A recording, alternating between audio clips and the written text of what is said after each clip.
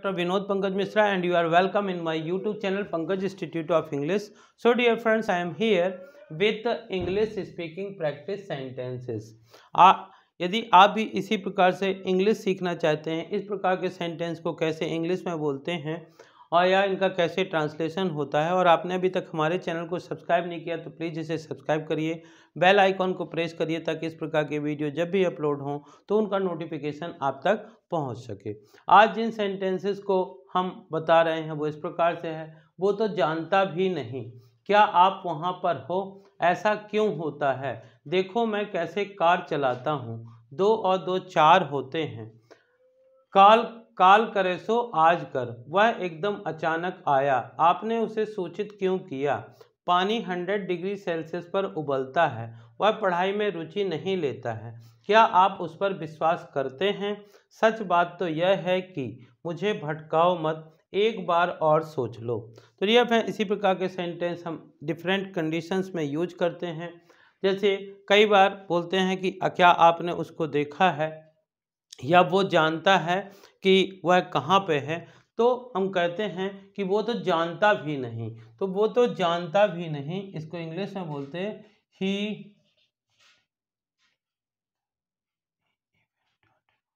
He even doesn't know, does not को doesn't know, he even doesn't know, वह तो जानता भी नहीं है।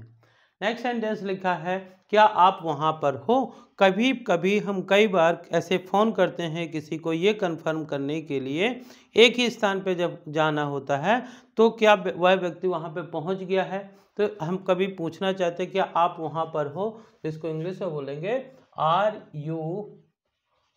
यू देयर, क्या आप वहाँ पर हो। नेक्स्ट सेंटेंस लिखा है, ऐसा क्यों होता है।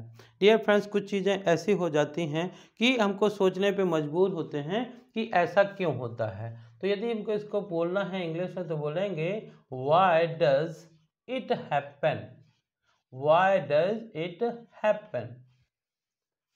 देखो मैं कैसे कार चलाता हूँ। कई बार जब हमको कोई व्यक्ति बोलता है कि कार कैसे चलाते हैं, तो आप इस प्रकार से बोलते हैं कि देखो मैं ये कैसे करता हूँ, देखो मैं कैसे पढ़ाता हूँ, देखो मैं कैसे बोलता हूँ, देखो।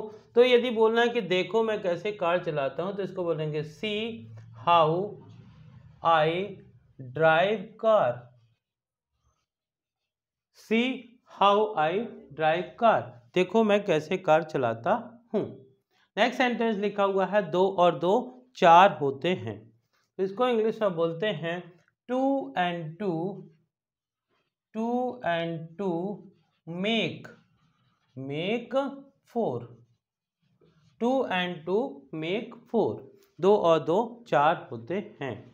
डियर फ्रेंड्स, जो सक्सेसफुल पर्सन होते हैं वो हमेशा यही कहते हैं कि काल करे सो आज कर, यानी कि जो काम कल करना है वो हम आज कर लें। ठीक है, तो इसको इंग्लिश में बोलते हैं today is better than tomorrow,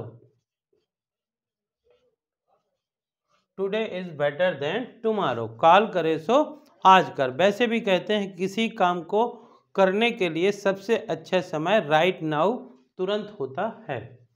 कभी कभार हम ऐसे बोलते हैं कि पहले उसकी कोई प्लानिंग नहीं थी, वह एकदम अचानक आया, वह एकदम अचानक आया, तो इसको बोलते हैं he came all of sudden, he came all of sudden, वह एकदम अचानक आया।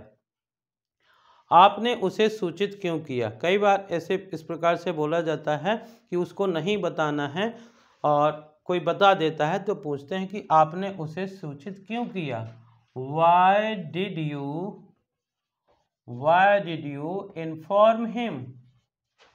Why did you inform him? आपने उसे सूचित क्यों किया। डियर फ्रेंड्स, यूनिवर्सल ट्रूथ होते हैं, यूनिवर्सल फैक्ट होते हैं, जैसे पानी 100 डिग्री सेल्सियस पर उबलता है, तो इसको बोलेंगे water boils at 100 degree Celsius, 100 degree Celsius, water boils at 100 degree Celsius. Dear friends, कई बार इस प्रकार से मोस्टली इन पेरेंट टीचर मीटिंग में सुनने को मिलता है कि आपका बच्चा पढ़ाई में रुचि नहीं रख लेता है। तो यदि हम कहना चाहते हैं कि वह पढ़ाई में रुचि नहीं लेता है तो इसको बोलेंगे he does not take interest in study. Study मतलब पढ़ाई। He does not take interest in study, वह पढ़ाई में रुचि नहीं लेता है। नेक्स्ट सेंटेंस लिखा, क्या आप उस पर विश्वास करते हैं।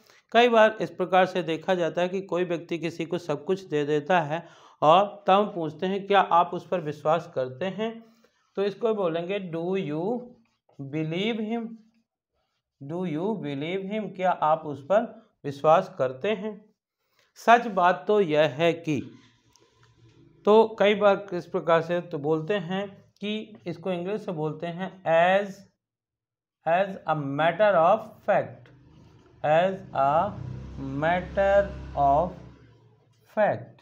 सच बात तो यह है कि, as a matter of fact he don't want to go there, इस प्रकार से बोलते हैं। जब हमको कोई भी व्यक्ति सही रास्ता नहीं बताता है, कुछ ऐसी चीज़ें कन्फ्यूजन वाली चीज़ें बता देता है, तो हम बोलते हैं मुझे भटकाओ मत। तो डोंट भटकाने के लिए यूज करते हैं मिसगाइड। डोंट मिसगाइड मी, मुझे भटकाओ मत। और कोई भी डिसीजन लेने के पहले हम कई बार बोलते हैं कि जो भी आपने डिसीजन लिया है एक बार और सोच लो। एक बार और सोच लो तो इसको बोलेंगे थिंक वंस मोर। एक बार और सोच लो। तो डियर फ्रेंड, इसी प्रकार के सेंटेंस हम अपने डेली लाइफ में यूज करते हैं। यदि आप भी इस प्रकार के सेंटेंस इंग्लिश में बोलना चाहते हैं तो इन सेंटेंसेस की प्रैक्टिस बार बार पढ़ करके या बार बार लिख करके या केवल इस प्रकार के सेंटेंसेस को सुन करके आप भी इसी प्रकार के सेंटेंस हिंदी में भी बोलना चाहेंगे तो इंग्लिश में निकलते हैं। देखते हैं एक बार शुरू से। वो तो जानता भी नहीं। He even doesn't know. क्या आप वहाँ पर हो। Are you there. ऐसा क्यों होता है। Why does it happen. देखो मैं कैसे कार चलाता हूँ। See how I drive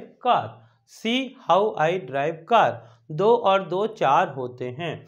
2 and 2 make 4। काल करे सो आज कर। Today is better than tomorrow. वह एकदम अचानक आया। He came all of sudden. आपने उसे सूचित क्यों किया। Why did you inform him. पानी 100 डिग्री सेल्सियस पर उबलता है। Water boils at 100 degree Celsius. वह पढ़ाई में रुचि नहीं लेता है। He does not take interest in study. क्या आप उस पर विश्वास करते हो। Do you believe him. सच बात तो यह है कि, एज अ मैटर